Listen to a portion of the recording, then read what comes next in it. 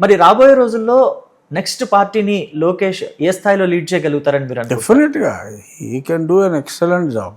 Okay. ఆయన already prove చేసుకున్నాడు. నాయకుడికి ఏంటంటే ఆ పరిధి పెరగాలి. ఆ పరిధి విస్తృతంగా ఆయన లోకేష్ గారు పెంచుకొని ఆ ప్రయత్నంలో ఆయన ఉన్నారు. Is doing an excellent job. Okay. So డెఫినెట్గా he can continue the legacy. Okay. Chandrababu గారు లాగా హార్డ్ వర్కర్, ఓకే. ఏదో నేర్చుకోవాలనే తపన ఉంది. ఆయన ఇంప్రూవింగ్ మనం చూడొచ్చు yeah. How A transformed himself. 5 సంవత్సరాల క్రితం చూసిన దానికి 4 ఏళ్ళు 3 ఏళ్ళ క్రితం చూసిన దానికి. సో ఆ transformation is very rapid and fast. Okay. Raju గారు చూస్తే మొన్నటి వరకు వైసీపీలో ఉన్నారు, తప్పనిసరి పరిస్థితిలో టీడీపీలోకి వచ్చారు. టీడీపీలో మళ్ళీ ఎంపీ టికెట్ దొరుకుతుందేమో అనుకున్నారు, కానీ తీరా చూస్తే ఎమ్మెల్యే టికెట్ వచ్చింది. ఎంపీ స్థాయి నుంచి ఎమ్మెల్యేకి రావటం అనేది కొంచెం డిమోషన్ లాగా అనిపించలేదు సార్ మీకు ఆ రోజు? ఎంపీ పదవి పెద్దది, ఎమ్మెల్యే పదవి చిన్నది అని భావించటం చాలా తప్పు. తప్పంటారా? చాలా తప్పు. ఎంపీ పదవి ఎమ్మెల్యే పదవి కన్నా పెద్దది కాదు.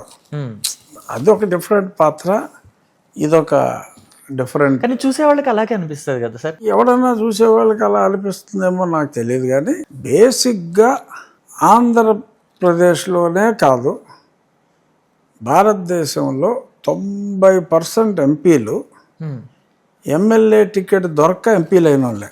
ఆశ్చర్యంగా ఉంది సార్ మీరు చెప్తుంటే. ఓ 10% నాకులాగా ఎంపీ పోస్ట్ లైక్ చేసే వాళ్ళు ఉన్నారు. అలాగే నేను ఎమ్మెల్యే లైక్ చేసి ఎమ్మెల్యే అయిన అబద్ధం చెప్పను. నాకు ఎంపీ పదవే ఇష్టం. ఓకే. బట్ ఎంపీ పదవి పెద్దదని కాదు, ఎంపీ పదవి పెద్దదే కాదు. మీకు దాంట్లో ఇంట్రెస్ట్ ఉంది? నాకు పార్లమెంటులో ఓకే చేసే చట్టాల్లో పాలు పంచుకోవటం ఎక్కువ ఇంట్రెస్ట్. ఓకే. అంతే తప్ప అది పెద్దది కాదు, ఇది చిన్నది కాదు. ఓకే. ఆంధ్ర రాష్ట్రంలో నాకు తెలిసి మొన్న ఎంపీ అయిన వాళ్ళలో కూడా చాలామంది ఎమ్మెల్యే టికెట్ రాక ఓకే ఇబ్బందిగా ఎంపీ అయిన వాళ్ళే.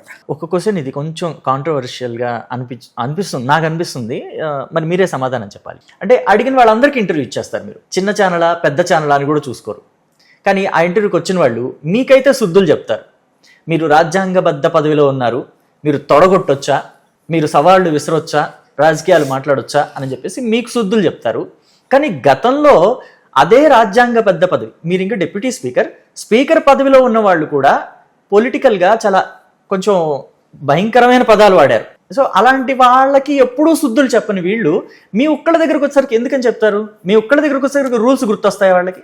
నేను పెద్ద పట్టించుకోను అలాంటివి. బేసిక్గా నేను గతంలో ఓకే స్పీకర్గా ఉన్న ఆయన రాజకీయాలు మాట్లాడారు, పార్టీ లైన్ తీసుకుని అవును పార్టీల గురించి కూడా ఎక్కువ మాట్లాడేవారు. నేను ఓకే స్పీకర్ స్థాయి నాకు లేదు, డిప్యూటీ స్పీకర్గానే ఉన్నప్పటికీ కూడా నేను రాజ్యాంగంలో ఏదైతే ఉందో దాన్ని ఎలాగ కొద్దిమంది మిస్ఇంటర్ప్రిట్ చేస్తున్నారు, కొద్దిమంది ఎలాగ మిస్యూజ్ చేస్తున్నారు, వాటిని పరిరక్షించవలసిన బాధ్యత ఒక రాజ్యాంగబద్ధ పదవిలో ఉన్న నా మీద ఉంది అని నేను రాజ్యాంగం గురించి మాట్లాడాను తప్ప ఈ పోస్ట్లోకి నేను వచ్చిన తర్వాత రాజకీయం నేను మాట్లాడలేదు. అయితే భావోద్వేగాలు ఎవరికైనా ఉంటాయి కదా, రాజ్యాంగబద్ధ పదవిలో ఉన్న వాళ్ళకి ఉంటాయి, లేని వాళ్ళకి కూడా ఉంటాయి. మరి అలాంటప్పుడు తొడగొడితే దాన్ని ఎందుకు అంత తప్పుగా చూసారు వాళ్ళు? నేను తొడగొట్టా, తప్పని ఎవరన్నారు అంటున్నా. నన్ను అయితే అందరూ బ్రహ్మాండం కొట్టామని చెప్పారు. అవునా? ముట్టుకుంటేనే కందిపోయేలాగా కమిలిపోయేలాగా ఉంటారు, చాలా మంచి రంగు. అలాంటి మిమ్మల్ని కొట్టాలని ఎలా అనిపించింది అంటారు? అలా ఉన్నందుకే కొట్టాలనిపించింది. ముద్దుగా ఉన్నారని కొట్టారా? అయి ఉండాలి సార్. ఎందుకు ప్రస్తావించానంటే ఈ మాట ఏదో మిమ్మల్ని క్రిటిసైజ్ చేయాలని కాదు. మొన్ననే నేను తమిళనాడులో ఒక కేసుకు సంబంధించి 9 మంది పోలీస్ ఆఫీసర్లకి మరణశిక్ష పడిన కేసు గురించి నేను చూశాను. మాట్లాడింది చూసాను నేను. చూసారా? యా. అయితే నాకు అనిపించింది ఏంటంటే అది కస్టోడియల్ టార్చర్లో కాదు, లాకప్ డెత్ కి పడిన కేసు. అదే కస్టోడియల్ టార్చర్ లో మ్మ్. అది డెత్ స్టేజ్కి వెళ్ళిపోయింది. నేను బతికిపోయా. ఆడదాకా వెళ్ళి బతికొచ్చారు కదా. అవును. మరి మీ కేసుకి ఇంకెంత శిక్ష పడాలి, ఎంత కఠినమైన శిక్షలు పడాలి? అంటే ఇక్కడ ఉరిశిక్ష ఉండదు డెఫినెట్ గా, అదే, ఎందుకంటే of course. బతుకున్నాను కాబట్టి. అవును, హత్యాయత్నం కింద ఉంటది కదా. బట్ కస్టోడియల్ టార్చర్ కి మ్మ్. క్లియర్ గా 10 years ఉంది ఇంప్రిజన్మెంట్ ఓకే. చట్టంలో. ప్రూవ్ అయితే 10 సంవత్సరాలు శిక్ష అవును. వరకు 10 ఏళ్ళ వరకు విధించవచ్చు. ఓకే. డెఫినెట్గా అది దోషులు శిక్షించబడదురు అని నేను అనుకుంటున్నా. విశ్వసిస్తున్నారా? పరిపూర్ణ విశ్వాసం. కొనసాగుతూనే ఉంటుందా ధారావాహికలాగా, లేకపోతే ending ఏమైనా ఉంటుందంటారా మీ ఏదో కేసుకి? ఎండింగ్ వస్తుందేమో 2-3 నెలల్లో అనుకుంటున్నా. 2-3 నెలల్లో?